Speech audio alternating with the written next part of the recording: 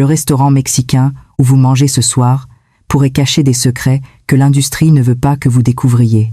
Selon une étude du Pew Research Center, un restaurant sur 10 aux États-Unis sert désormais de la cuisine mexicaine. Dans 85% des comtés américains, on trouve au moins un établissement mexicain.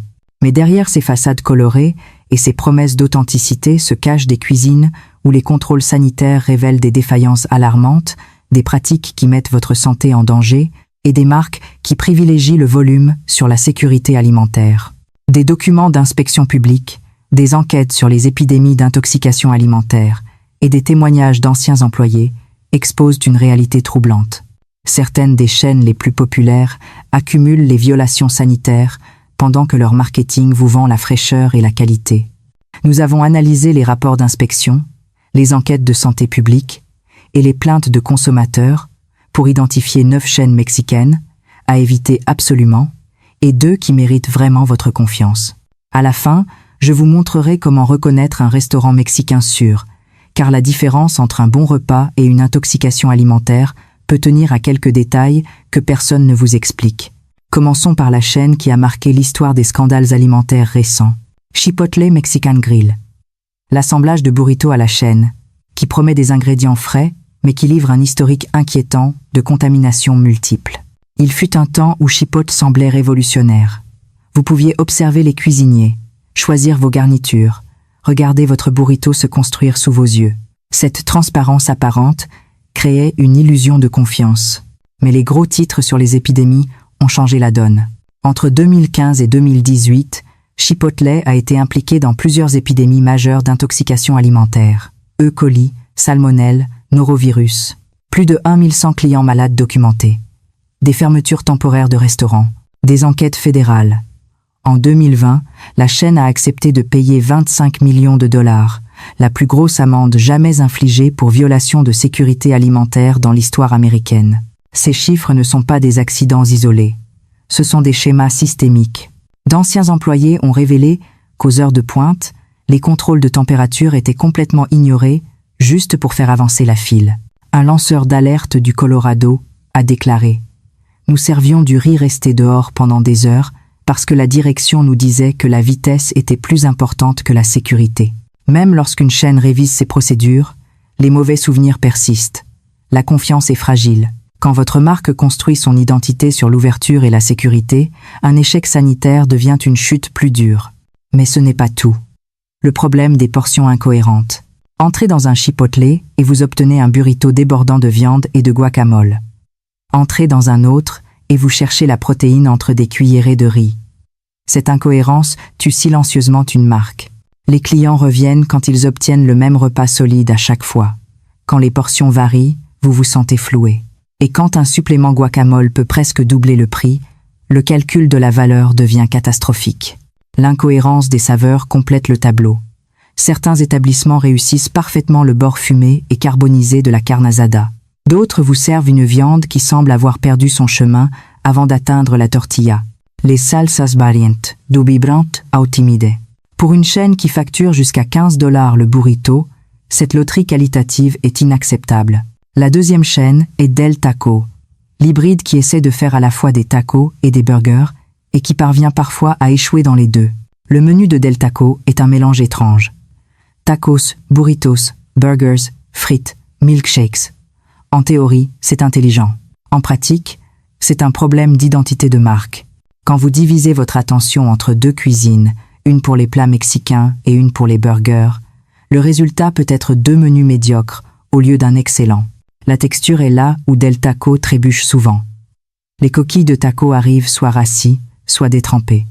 Une coquille rassis casse trop fort. Une coquille détrempée s'effondre en désordre. Quand la coquille échoue, le taco échoue. Les garnitures oscillent entre fade et graisseux. Laitue râpée et fromage empilé haut pour masquer la fine couche de viande. Les burritos arrivent lourds en riz avec la protéine jouant un rôle de soutien. Pour une chaîne qui devrait se concentrer sur la saveur, c'est un problème grave. Le côté burger est compétent mais pas convaincant. Si vous voulez un burger qui rivalise avec un restaurant dédié, Del Taco ne sera pas votre premier choix. Si vous voulez un taco qui honore ses racines, Del Taco rate souvent la cible.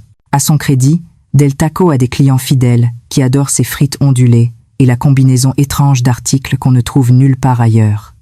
Il y a de la valeur dans la commodité et la variété. Mais si votre priorité est l'authenticité ou la qualité, Del Taco est un compromis. Arrivant au numéro 7, Qdoba Mexican Eats. L'alternative au géant du burrito qui joue trop prudemment et disparaît dans le décor. Qdoba a commencé comme une option pour ceux qui voulaient une expérience type Chipotle avec quelques extras. Pendant un moment, la promesse comptait. Queso et guacamole gratuits inclus dans certaines offres, une solide gamme de garnitures. Avec le temps, l'écart entre la promesse et l'assiette s'est élargi. Les saveurs de Qdoba peuvent atterrir comme fades là où l'audace est attendue. Le riz a parfois une texture gommeuse. Les viandes peuvent être sous-assaisonnées. Les salsas manquent de punch. Dans le monde encombré du fast casual, la douceur n'est pas un avantage, c'est un handicap. Une plainte courante est que Qdoba ne surprend jamais. Là où Torchy's ou les taquerias locales construisent un taco qui raconte une histoire, Qdoba vous tend une bouchée générique et uniforme.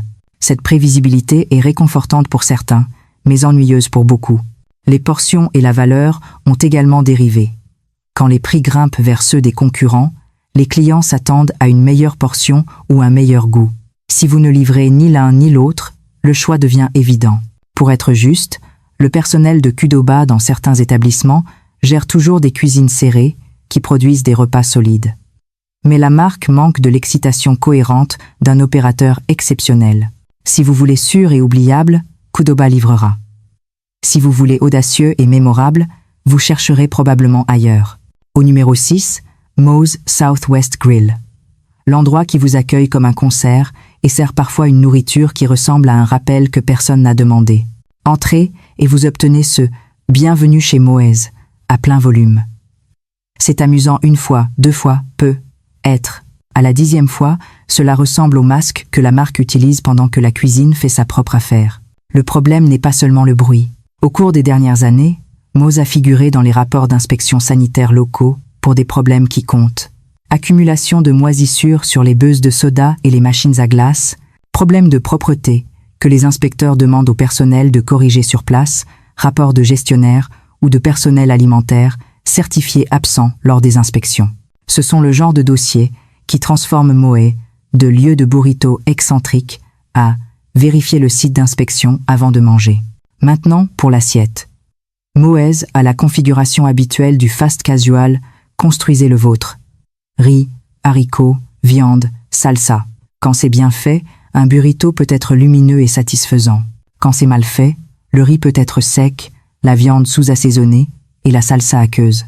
Les publications clients et les sites d'évaluation parlent de portions irrégulières, de viande qui a parfois un goût étrange et de salsa qui oscille du fade au aigre. Pour un lieu qui fait du bruit sur l'accueil, la nourriture devrait crier plus fort. Trop souvent, elle murmure. Si vous voulez un repas bruyant et amusant avec des enfants, Moselle livre l'ambiance. Si vous voulez une nourriture qui correspond à l'énergie, c'est un pari. Passons à Taco Cabana. La chaîne texane, qui promet une cuisine mexicaine 24 heures, 24 mais livre des violations d'inspection qui feraient rougir même les drive-thrus de fin de soirée. Taco Cabana opère principalement au Texas et joue la carte de l'authenticité Tex-Mex avec un drive-thru ouvert toute la nuit. Pour les travailleurs de nuit et les noctambules, c'est pratique. Pour ceux qui lisent les rapports d'inspection, c'est inquiétant.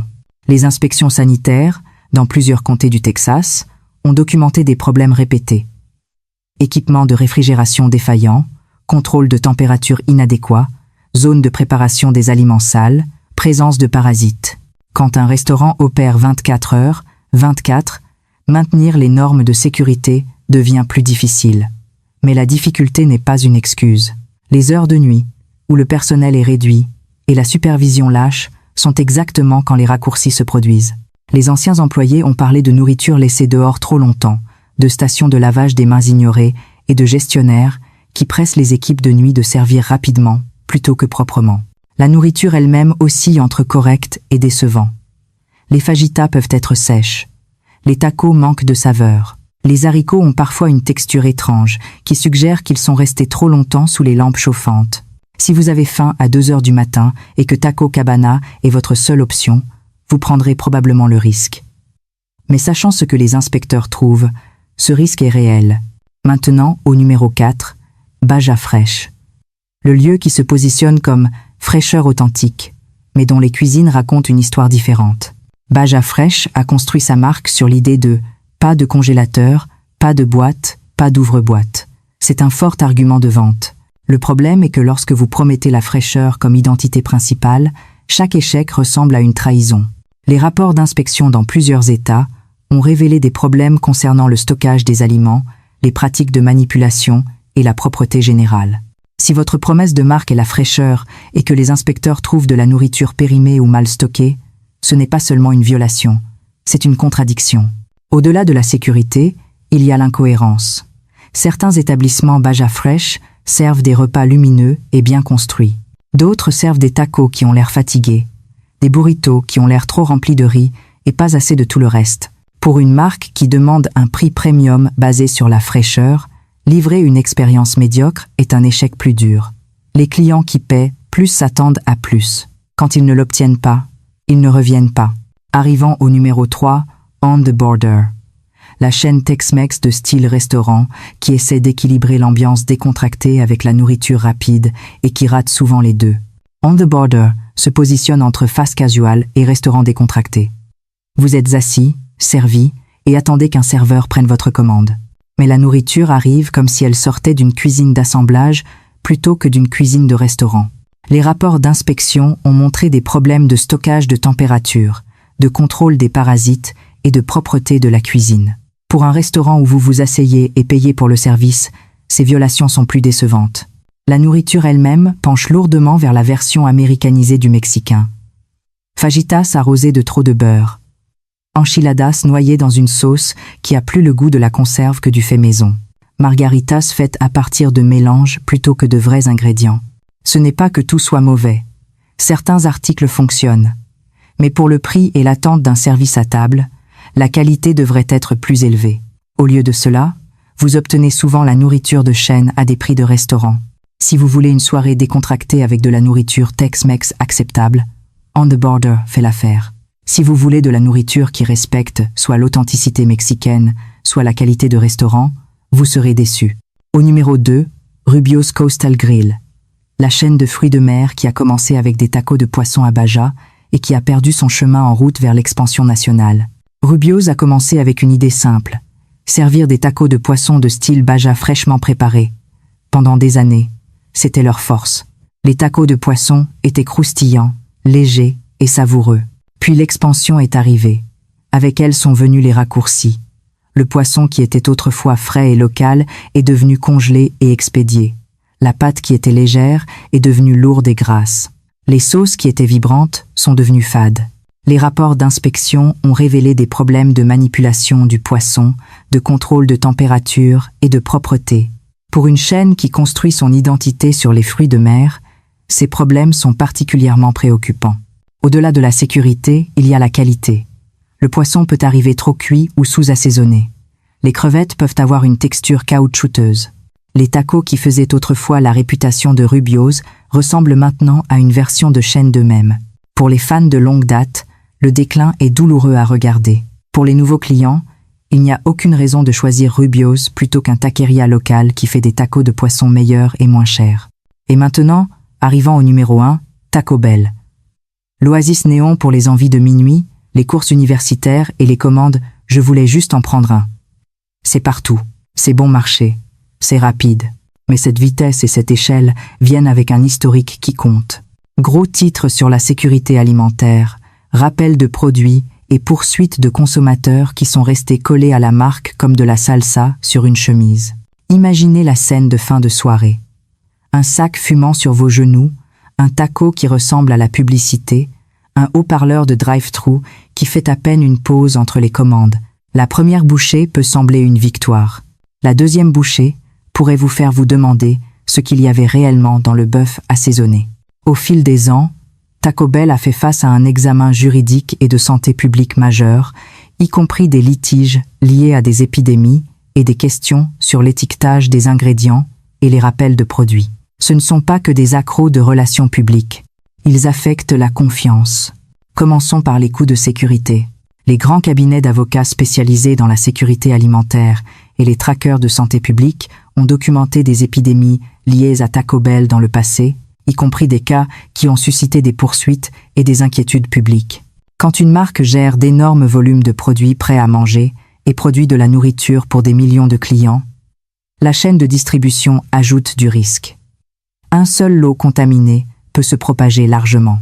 C'est exactement ce que montrent les rappels et les enquêtes sur les épidémies.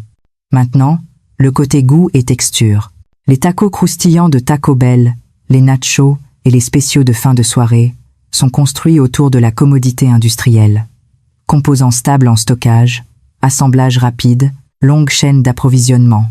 C'est ainsi que vous obtenez des prix uniformes et une énorme échelle.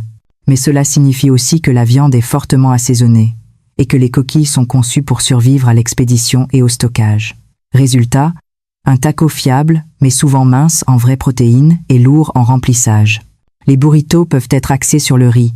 Les nachos se transforment en un marais de fromage néon. Les frites, si vous en obtenez, sont rarement la vedette. Si vous voulez un grand taco riche en protéines avec des épices vives et de la coriandre fraîche à chaque bouchée, ce ne sera probablement pas l'endroit. C'est de la nourriture réconfortante avec un tampon de fabrication. Maintenant, imaginez donner cela à quelqu'un dont le système immunitaire ne peut pas gérer une erreur. La commodité de fin de soirée devient un pari risqué. Et même quand rien ne va mal, la nourriture vous laisse souvent plein mais pas satisfait. Le genre de repas bon marché en prix et coûteux en regret. Taco Bell est le plaisir coupable parfait pour les nuits où vous ne voulez pas réfléchir. Mais quand une chaîne a rappelé des ingrédients et fait face à des poursuites pour épidémie, ce n'est pas le choix le plus sûr. Mais arrêtez-vous un instant. Vous commencez à voir le schéma. Les grandes chaînes nationales ne garantissent plus la sécurité ni la qualité. Mais attendez de voir ce qui suit, car il existe des exceptions remarquables. Maintenant, du côté plus lumineux, quelques chaînes mexicaines brillent vraiment. Examinons-les. La première est Chuy's, le spot Tex-Mex qui s'appuie toujours sur le plaisir et la saveur. Entrez chez Chuy's et vous obtenez de la couleur, du kitsch et la promesse sérieuse d'une trempette crémeuse au jalapeno dont les gens parlent réellement. L'endroit ressemble à un favori local qui a appris à s'étendre sans perdre les parties qui l'ont rendu populaire. Grande portion, sauce audacieuse et un menu qui tente à frapper quand la cuisine est en forme. Les racines de Chuy's sont à Austin. Et la marque continue de s'appuyer sur cette énergie indisciplinée et amicale, tout en s'étendant prudemment. Le premier point répétable, la trempette crémeuse au jalapeno, gratuite ou bon marché. Le genre de sauce dans laquelle vous ne pouvez pas arrêter de tremper des chips n'est pas un truc de marketing. Cette trempette est le démarreur de repas qui devient le souvenir. Les fans l'appellent addictive pour une raison. Elle est riche, piquante et a un coup de jalapeno qui fait disparaître les chips. Quand une chaîne réussit un petit article répétable comme ça, cela montre que la cuisine peut faire une préparation serrée et cohérente. Les gens reviennent pour cette trempette seule, et les gestionnaires le savent. Donc, la trempette tend à être un point de contrôle qualité, pas une cible de réduction des coûts. Au-delà de la trempette, Chuy's joue bien les parties du Tex-Mex. Les fajitas arrivent souvent avec un grésillement bruyant, beaucoup de protéines et des tortillas de farine chaude qui se plient sans se déchirer. Les enchiladas et les burritos penchent copieux plutôt que tapent à l'œil, avec des sauces qui portent la saveur au lieu de juste la graisse. Les portions sont généralement généreuses. Si vous commandez un burrito au steak ou un plateau grésillant, l'assiette est conçue pour partager ou pour des restes. Un autre point en faveur de Chuy's, l'atmosphère. Le décor est délibérément bruyant et ludique. Enjoliveur, néon, art bizarre, et cette énergie fonctionne pour beaucoup de groupes. Ça n'essaie pas d'être formel, ça essaie d'être amusant. L'environnement soutient le menu. Là où certaines chaînes utilisent une salle à manger stérile pour cacher une nourriture inégale, Chuy's utilise l'ambiance festive pour renforcer que vous êtes là pour vous détendre et profiter de saveurs audacieuses. Dans les tests de qualité alimentaire et les évaluations de consommateurs, Chuy's obtient systématiquement des notes supérieures à la moyenne pour la fraîcheur, la saveur et l'expérience globale. Les inspections sanitaires montrent généralement une conformité solide. Pour ceux qui veulent un repas animé et social, l'énergie est un plus. Pour ceux qui veulent une restauration silencieuse, ce n'est pas pour vous. Mais beaucoup de gens choisissent Chuy's précisément parce que ce n'est pas calme. La deuxième marque recommandée est Torchy's Tacos. L'histoire à succès du food truck d'Austin qui a gardé son audace.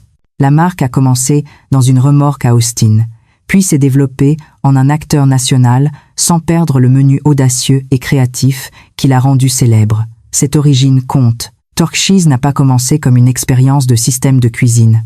Elle a commencé comme la mission d'un chef de faire des tacos audacieux. Et le menu se lit toujours comme une série de micro-histoires. Chaque taco a sa propre personnalité. Premièrement, la créativité du menu. Torchy's construit des tacos qui surprennent. Avocat frit avec ranch au poblano, poitrine avec oignons marinés, poulet frit avec sauce épicée, ce ne sont pas des tacos qui jouent la sécurité. Ils superposent des textures et des saveurs, de manière que vous n'obtenez généralement pas d'une chaîne nationale. Les résultats sont des tacos dont les gens parlent. Quand une chaîne parie sur des combinaisons créatives et les exécute bien, le gain est des clients réguliers qui paieront un peu plus pour quelque chose de vraiment différent. Torchy's a montré que ce modèle s'étend à plus de 100 emplacements, tout en gardant le menu intéressant. Deuxièmement, la qualité et le contrôle de la marque. Torchy's s'est étendu prudemment et a conservé le contrôle central de ses opérations d'une manière qui préserve l'identité du menu. L'histoire de la marque construite sur une Vespa et une remorque fait partie de son marketing, mais c'est aussi une partie de la façon dont l'entreprise forme les équipes à cuisiner audacieusement et de manière cohérente. Quand une chaîne s'étend mais préserve la méthode et le profil de saveur d'origine, vous obtenez une portée nationale sans goût aplati. C'est rare, et Torchy's y parvient plus souvent qu'autrement. Les tests de qualité indépendants et les évaluations nationales placent systématiquement Torchy's dans le niveau supérieur des chaînes mexicaines pour la créativité du menu, la fraîcheur des ingrédients et la satisfaction globale. Les inspections sanitaires dans plusieurs États montrent une conformité solide, avec peu de violations critiques. Lorsque des problèmes surviennent, ils sont généralement corrigés rapidement. Alors, comment reconnaître un restaurant mexicain sûr? Cherchez toujours la transparence sur les sources d'ingrédients. Un bon restaurant peut vous dire d'où viennent ses tortillas, sa viande et ses produits.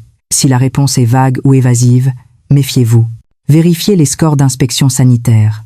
La plupart des départements de santé locaux publient ces scores en ligne. Un score inférieur à 85 devrait être un signal d'alarme. Des violations répétées suggèrent des problèmes systémiques, pas seulement des erreurs ponctuelles. Observez la cuisine si vous le pouvez. Un restaurant ouvert qui vous permet de voir les zones de préparation indique généralement la confiance. Les cuisines cachées peuvent cacher des pratiques douteuses. Faites confiance à vos sens. Sentez le restaurant.